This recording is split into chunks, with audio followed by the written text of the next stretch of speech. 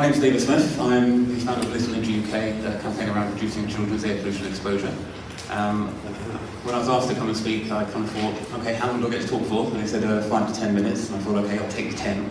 I'd normally present this kind of thing in about half an hour, so I'm going to try and sprint through most of what I would normally talk about, which is my journey, and kind of take up to date why I'm here. I've got a stopwatch here, just to keep me on track, and I will try not to go over the 10 minutes, I promise. And if you do have questions, then please just hold on to those, and I'm very, very delighted to discuss that, as well as discussing solutions with you to the issues around air pollution in the Q&A section afterwards. Okay, literally sprint through, here we go. Okay, so this is Eli, my son, and this is the South Circular Road, Upper Richmond Road, 37 bus stop 6 years ago, and this is where I kind of first had my questions around air pollution and what our children are breathing. There's an articulated lorry there, it's idling for about 50 seconds, it leaves, it comes back, the next one comes and idles, the next one's for 50 seconds, and so therefore, this is an issue that we have. Would you mind speaking up? My apologies, I'm going to get a bit closer to my mouth, is that better? Yeah. Okay. See if this works. So I went home, started investigating, and the first thing I found was the World Health Organization. Diesel engine exhaust is carcinogenic, group 1 like tobacco smoke, increases the risk of lung cancer, has impacts on bronchitis, heart disease, stroke, brain damage, decreased bone density. And when I looked for children, children are physiologically highly vulnerable to air pollution. The developing heart, lung, brain, hormone system and immunity can all be harmed by air pollution. That's the Royal College of Physicians UK. Air pollution causes 29% of child asthma cases across the UK, and frightening for me was 14%. Children exposed to roadside air pollution could have up to lungs stunted by up to 14%. And that's the bit that kind of got me a bit terrified, because up until then, you know, we live on West Hill. If you know West Hill, the A3, you're going to go down here, it's filled with traffic, go onto the South Circular Road, and then get on a diesel bus and travel in congested traffic to Stockwell, along the Brixton Road to Stockwell Skate Park, which is where we're going, while he's wearing a helmet, and suddenly surrounded by traffic. So, you know, that really made me stop, and I thought, how much air is my son breathing? I asked once of council, they didn't know, because they don't measure pollution on the South Circular Road. I contacted TfL, they didn't know. I contacted universities, they said, yes, you can measure yourself, but it'll cost you £6 for a AQ mesh, £3, you know, free gas monitor. I started fundraising along the areas and got up about £300 in about 3 months and realised it's not going to work. So I took my savings and I bought one. Figured, you know, I'd claim it back later, or you know, try and fundraise for it later, and I put it outside our home, outside the nursery, outside the school, and at that very bus stop. And this is what we found. The legal limit is 40, that's the red line, and on the months that I measured, you can see it's well above 40, sometimes 80, sometimes going up to 130. Terrifying. At the time my child and I were travelling, it was 200. Now 200 is the hourly legal limit. At that point, the World Health Organization says no human exposure. And that's at that height. If you remember how I had my hand up at the monitor? So I'm 6'3", my son's down here, so the lower you are, the higher the concentration. So if you're closer to the ground, then it's most concentrated. For children, you're looking at around 60% more than an adult. So if it's the legal levels at that height above me, what are they breathing? It's poison, in my opinion. Also, children breathe 2 to 3 times as much air as adults. So it's higher concentrations and higher volumes that he was breathing. And that's where I came up with the idea of Little Ninja.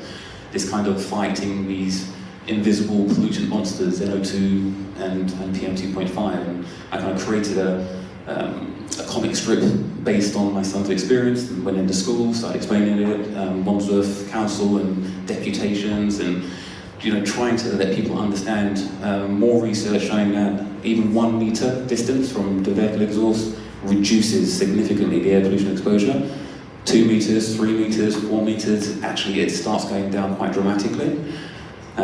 So came up with the idea of to keep clear at bus stops. Very simple idea, just simply, if cars are coming to bus stops, they can stop there, they can idle there, they can accelerate there, because when you accelerate, that's actually burning huge fuel to push 2 tons of vehicle along, and that's often the most, you know, the biggest emissions. And then they can drive past the bus stop, and that in itself would protect people. So, you know, we put it onto a kind of petition, and I got picked up by Evening Standard, and that then got me a meeting with TfL, and they said, what a great idea, yes, we're looking into doing that. And then 6 months later, they said, actually, the Department of Transport won't let us do it. And I contacted the Department of Transport, they said, no, it's TfL's bus stop, that's what they want to do, they can do it. And I went back to TfL, and then 3 months later, they said, actually, we don't think drivers will understand why they can't idle next to bus stops with children. So, they kind of mothballed that one. I said, okay, this is not just about children at bus stops, it's also about children outside schools, outside nurseries. Again, this is my son's school. And the same thing applies here as well, which is, children in buggies and stuff, and you've got people just naturally just forgetting to turn their engines off, or sometimes they're charging a mobile phone, or for 101 reasons. But when we look at the detail, actually, there are solutions to this, and we can talk about this more in terms of solutions. This is a school street. We campaigned for a while, and in the end just got the barriers and put them out and created Wandsworth first school street, just at the beginning of COVID. We then looked and said, okay, well, an engine restart is equivalent to 7 seconds of idling. So after 7 seconds, you'd be better off turning your engine off rather than idling. I didn't actually know that, it's like a microscopic amount, it's a very small, simple amount of fuel needed to restart an engine, so it's much better to turn it off. An idling engine can produce this much pollution in 1 minute, so it's like 150 balloons worth of toxic air in 1 single minute. So we started the No to Idling campaign, NO2, nitrogen dioxide idling campaign. Again, petition, got on the radio, Victoria Derbyshire show, trying to explain to people why we need to do it, and eventually Time Out said, how about you do an interview with Sadiq Khan? So I went up to City Hall, had a good chat with Sadiq. Again, he's there and he's saying, you know what, you're right, we need to change the law. It's 30 years old, it was actually brought in for noise, not for toxic air. They weren't thinking about it at the time. Yes, help me to lobby the government and we'll make the changes. I said, actually, I've got a petition, Sadiq, will you sign it? He says, I get asked to sign a lot of petitions and I can't sign all of them. And didn't sign. We pushed on, more research, this time King's College London, and they had these rucksacks with air pollution monitors in, and 250 kids doing along their normal journeys, and what they found was air pollution was highest for those walking along main roads. No real surprise, certainly not for me. Much less on back roads and much higher than if you're in a car or on a bus. So this is the reality. This is actually what it looks like for children who are being exposed to illegal levels of air pollution, who are likely to have reduced lung capacity, stunted lung growth, and shorter lives. These are children who are doing active travel. They're walking, they're scooting, they're cycling, but they're doing so in filthy air. Extinction Rebellion got in touch and said, David, we love what you're doing, can we help? I said, actually, you guys are very good at blocking roads, so how about you come along and block the A3? So Clean Air Day, about 4 years ago, they came along, and there's my No Idling banner, and their climate and local emergency one, and we blocked the A3, and we'd block it for 5 minutes, and we'd give out some cake, and give some leaflets, and have a chat with drivers, and then we'd move out of the way, and they would catch up within 30 seconds with the traffic that was ahead of them. Just that they'd actually switched their engines off for 5 minutes, hundreds, thousands of vehicles by the time we finished doing what we were doing.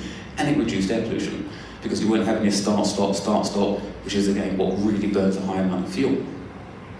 So we thought, we could use this as a school-run pollution solution. Again, another petition, another opportunity to speak to TfL, sat down in the room and said, you know what, a great idea. Again, they call it gating. They use this for the Olympics, where you actually, yes, stop traffic and actually wait and do it, but it's not a priority for us. So again, no action. Toxic school run.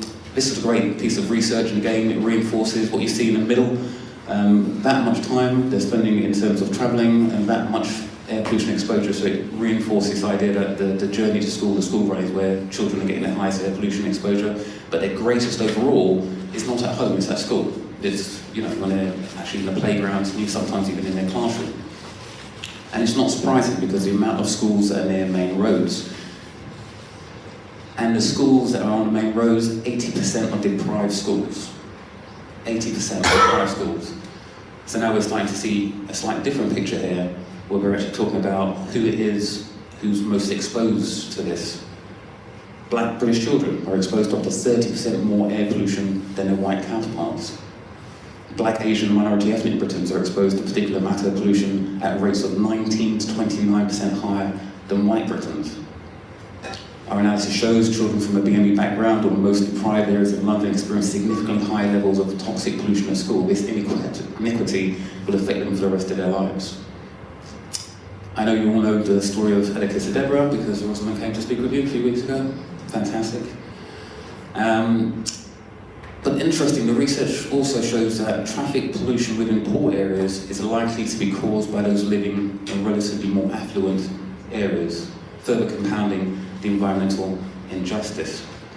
And this is where my kind of journey took a slight kind of detour, because I suddenly started recognizing this unequal air, the kind of structural racism, environmental injustice, and it was a kind of uncomfortable position to find myself in, where actually it's kind of to notice that actually who it is who's benefiting from the solutions being put forward, who's suffering the disbenefits of the solutions, who's most at risk, and how are we helping those who are most at risk. Then COVID hit. Last few slides. COVID was an interesting one. You may already know, black men in England 3 times more likely to die of COVID-19 than white men. Were you all aware of that? It's an interesting one. I was shocked when I found out. And also high levels of air pollution, maybe one of the most important contributors to deaths from coronavirus.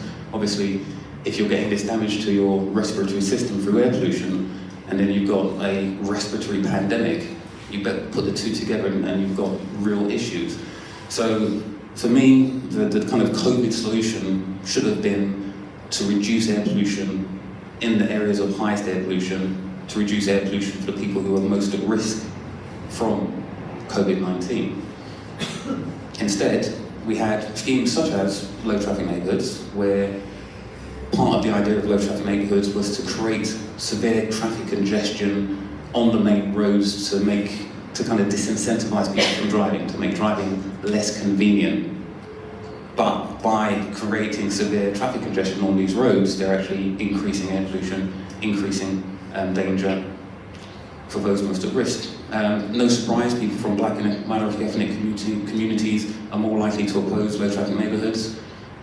This was from America. My neighbourhood is killing me, but it is this whole area about environmental injustice over in America. It's very front of mind, where it's around people's decision to put pollution in other people's neighbourhoods, where that's where it belongs. And I've heard that saying around, we put traffic onto the main roads because that's where it belongs, even though 92% of cars are owned by people who live on side roads. So there's an issue there as well. Last one, definition of environmental injustice: equal access to a clean environment. Fair treatment means no group of people should bear a disproportionate share of the negative environmental consequences resulting from policies. We focus on that for this particular one, and that's what you guys are here to ensure. And guarantee the rights of access to information, public participation and decision making.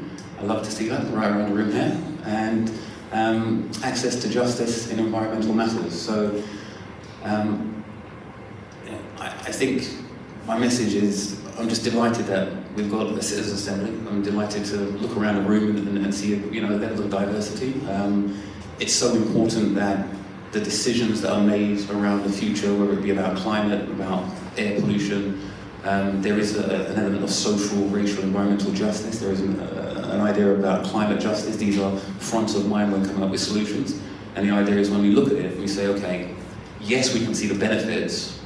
Can we accept there are disbenefits? Yes. Who's going to suffer the disbenefits? And we need to make sure that we're not harming the people who are least responsible but already most at risk, in order to benefit the people who are most responsible and least at risk. Hope to see as many of you as possible in the discussion Q&A. Thank you very much for your time.